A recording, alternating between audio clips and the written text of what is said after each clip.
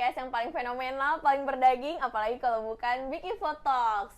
Nah, di bulan yang mulia ini, di bulan Ramadan ini, pastinya kan banyak hal-hal yang identik di bulan Ramadan, apalagi kan di dunia digital marketing gitu. Pasti semua brand tuh pengen bikin strategi yang menarik, ciamik gitu kan, apalagi yang menghasilkan sales gitu kan.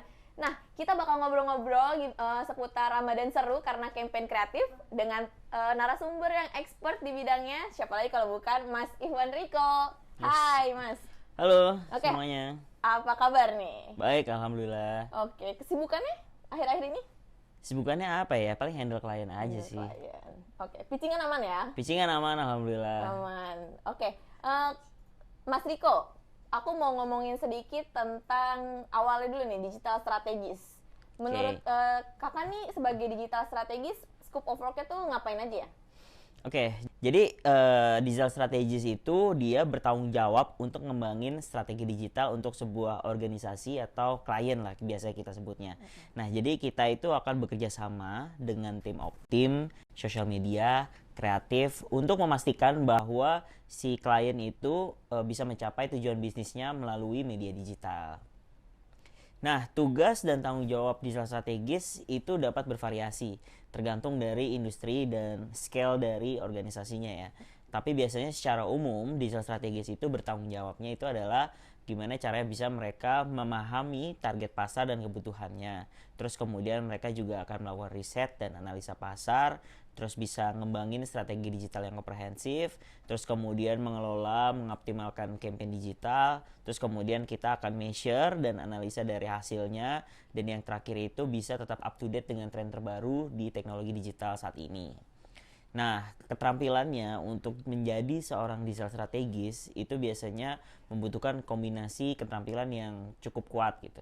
Misalkan contohnya kemampuan untuk bisa menganalisa ataupun problem solving, terus kemudian keterampilan komunikasi ataupun interpersonalnya juga, terus kemudian pengetahuan tentang marketing digital dan teknologinya, terus kemudian kemampuan untuk bisa berpikir kreatif dan inovatif, dan yang terakhir itu bisa bekerja secara mandiri dan bisa menjadi bagian dari sebuah tim.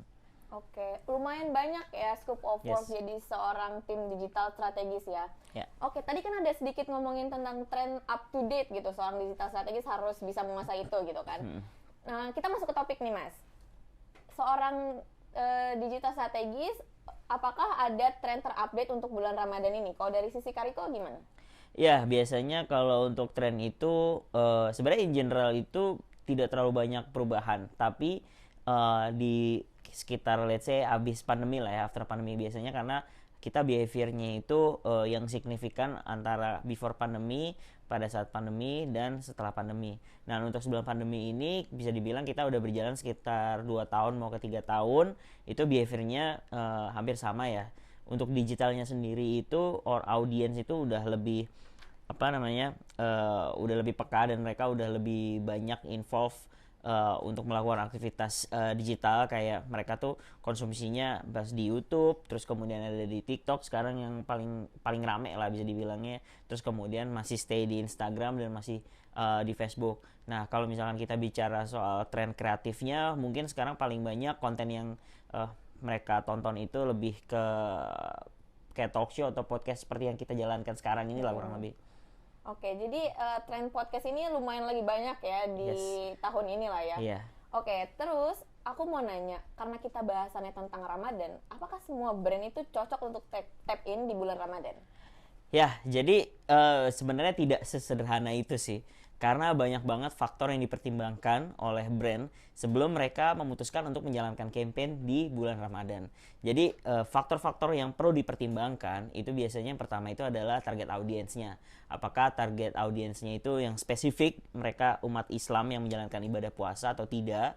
Terus kemudian apakah nilai dan citra brandnya itu sejalan dengan nilai-nilai Ramadan. Misalkan let's say ada produk kecantikan skincare yang mereka benar-benar mengatasnamakan dari Islami lah ya dengan halalnya itu.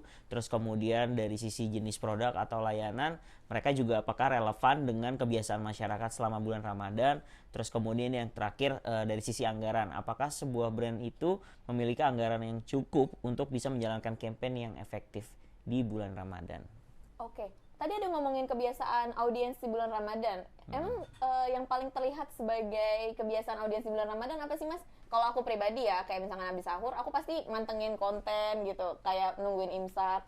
Nah, itu dari Kariko sendiri ada analisisnya sendiri nggak? Ya, jadi kalau misalkan kita merujuk dari beberapa data yang dikeluarkan oleh masing-masing platform ya, seperti Google, Meta maupun TikTok, itu konsumsi medianya paling banyak itu adalah menjelang berbuka puasa, karena di situ mereka ngabuburit kan, ngabisin waktu untuk berbuka of course. Terus kemudian yang paling banyaknya juga itu adalah setelah taraweh biasanya. Jadi setelah taraweh itu juga konsumsi medianya juga cukup banyak. Surprisingly itu di momen pada saat uh, sahur itu juga cukup besar. Jadi biasanya brand-brand itu mereka akan mengeluarkan banyak iklan atau mereka akan spend banyak besar itu di momen-momen tersebut gitu. Oke. Itu kan udah ngomongin campaign ya, Mas. Terus aku tuh pernah denger campaign 360. Yes. Bedanya sama digital marketing tuh apa ya, Mas? Oke, jadi gini sih. Sebenarnya basically in general digital marketing itu adalah bagian dari 360 campaign, karena 360 campaign itu adalah strategi marketing yang terintegrasi dan menggunakan berbagai macam channel marketing untuk mencapai tujuan spesifik. Nah, biasanya 360 campaign itu melibatkan kombinasi dari iklan online, iklan offline, public relation, dan kemudian juga ada social media marketing. Nah, kalau digital marketing itu biasanya hanya campaign yang menggunakan teknologi digital untuk mempromosikan atau menjual produk atau layanan. Dan biasanya kalau digital marketing itu termasuk ada di berbagai channel, salah satunya kayak SEO, kayak search engine optimization, terus kemudian ada iklan advertising, terus kemudian ada email marketing, ada social media marketing, dan ada content marketing. Nah, jadi secara in general perbedaan utamanya itu adalah kalau dari sisi skala 360 biasanya akan lebih besar dan lebih kompleks karena menggabungkan antara campaign digital dengan yang non digital atau offline. Dan kemudian biasanya dari sisi goals di 360 itu biasanya tujuannya itu lebih luas dibandingkan dengan digital marketing campaign. Dan kalau misalkan untuk dari sisi channel juga of course pastinya di 360 campaign itu menggunakan berbagai macam channel marketing. Sedangkan kalau untuk di digital hanya menggunakan digital saja. Sebenarnya perbedaannya seperti itu sih. Oke, perbedaannya cukup jauh ya. Nah, mungkin kalau contohnya 360 campaign itu sebenarnya yang biasa dilakukan oleh brand-brand macam kayak Samsung atau mungkin Wardah, yang mereka menjalankan iklannya itu ada di ATL juga, ada di TV. Terus kemudian mereka biasanya tap in ke event-event Ramadan. Terus kemudian mereka juga ada melakukan campaign di digital, kayak ada iklan di digital, terus mereka tap in juga di influencer. Jadi semua channel secara 360 itu mereka ada. Nah, itulah yang disebut dengan campaign 360. Kalau misalkan untuk digital biasanya contohnya adalah brand-brand yang mereka hanya menggunakan media digital saja untuk berkampanye gitu. Oke, kita ngomongin lagi campaign 360 nih, Kak. Kalau dari Kariko, gimana sih cara Kariko memastikan interaksi audiens itu semuanya terlibat di dalam campaign 360? Oke, biasanya itu kita akan menggunakan funnel ya di sana gitu pada saat. Jadi kita memastikan bahwa si audiens yang terpapar dari fase awareness sampai ke fase lower yang lebih bawah lagi, kayak misalkan ada consideration, ada purchase intent, itu kita bisa capture datanya. Dengan kita bisa nge-capture datanya, kita bisa make sure dan memastikan bahwa si audiens itu emang benar-benar terjun dalam journey-nya gitu. Jadi dari mereka terpapar kampanyenya, terus kemudian mereka engage atau masuk ke dalam landing page yang udah kita sediakan, dan yang terakhir kita bisa arahkan mereka untuk melakukan pembelian di purchase intent. Kurang lebih kayak gitu. Oh, oke. Kita balik lagi ke digital marketing. Menurut Mas Riko nih, platform apa sih yang paling works, yang paling powerful nih untuk ngejalanin campaign Ramadan? Kalau dari sisi digitalnya. Oke, kalau dibilang platform yang paling strong ya, mungkin saat ini kalau misalkan kita lihat dari jumlah penggunanya, itu platform-platform yang ada di Google itu yang paling bisa memberikan mass audience paling paling besar lah, paling banyak gitu, karena penggunanya juga besar gitu. Jadi kalau kayak kita lihat usernya YouTube, terus kemudian penggunanya yang mereka mencari sesuatu di Google Search itu paling banyak tuh di Google gitu. Jadi bisa dibilang untuk saat ini si Google. Tapi kalau misalkan kita punya target yang spesifik, Kayak misalkan contohnya kita targeting ke audiens Gen Z, kita bisa gunakan platform TikTok untuk sebagai salah satu platform dalam melakukan aktivitas campaign digital.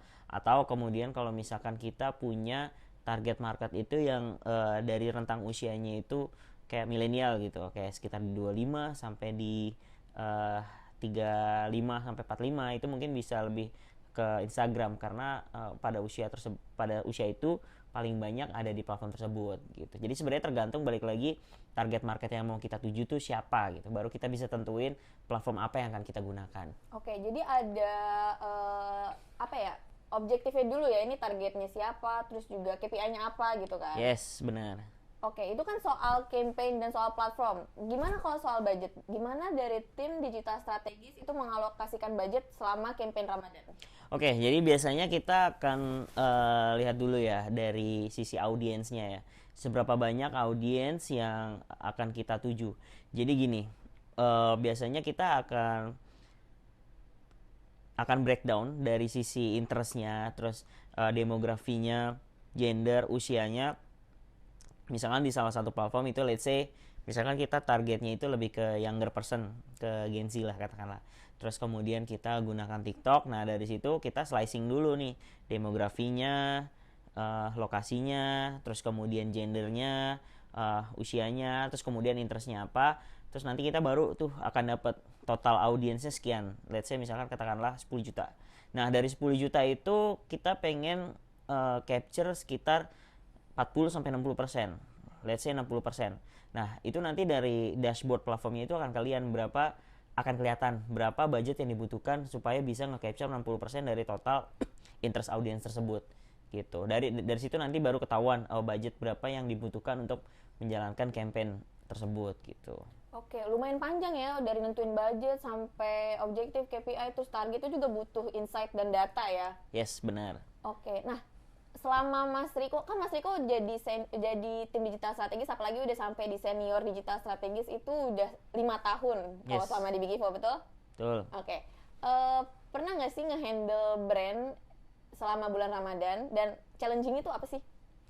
Jadi di bulan Ramadan itu sebenarnya challengingnya adalah setiap brand memanfaatkan momen tersebut untuk beriklan.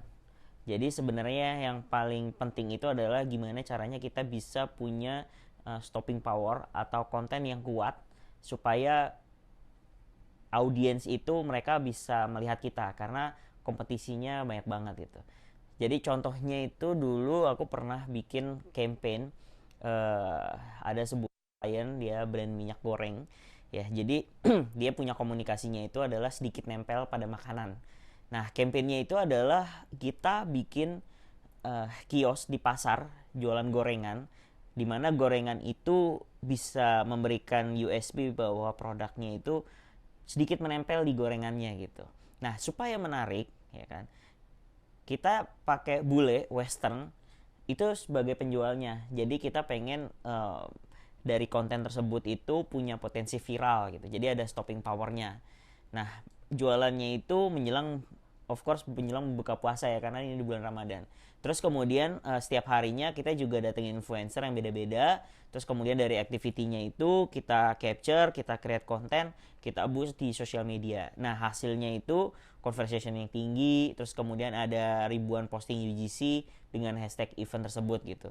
Nah challenging-nya itu adalah karena brand minyak goreng itu banyak banget menggunakan momen Ramadan sebagai campaign utamanya mereka. Jadi kita mesti create konten gimana caranya bisa menonjol di antar kompetitor pada saat bulan Ramadan tersebut gitu. Nah baru dari situ nanti kita pikirin platform-platform mana yang tepat untuk bisa memberikan exposure terhadap konten tersebut gitu. Oke, ternyata panjang juga ya Mas untuk bikin campaign kreatif. Misalkan dibikin harus dari tentuin objektifnya, terus juga harus ngeliat target marketnya, terus juga harus nge-review dari campaign sebelumnya, dan juga data-data dari Google Ads. Terus juga pastinya daripada ribet-ribet, mending mah serahin aja kan ke agensi profesional. Ya lah, be careful lah.